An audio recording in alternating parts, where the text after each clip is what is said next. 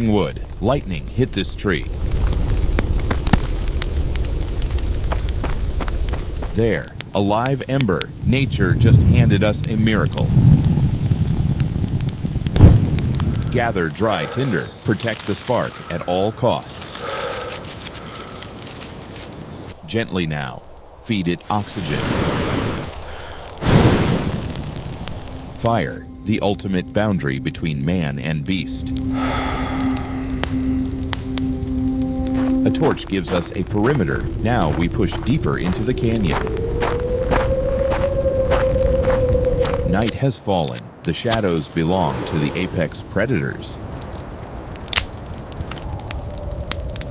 Building a barrier fire in the alcove, out of the wind. Roasting scavenged meat over open flame, calories to fuel the night fight. Looking up at a sky untouched by modern light, pure, raw cosmos. Fire casts long shadows. Out here, your own shadow looks like a monster. Wait, snap of a twig outside.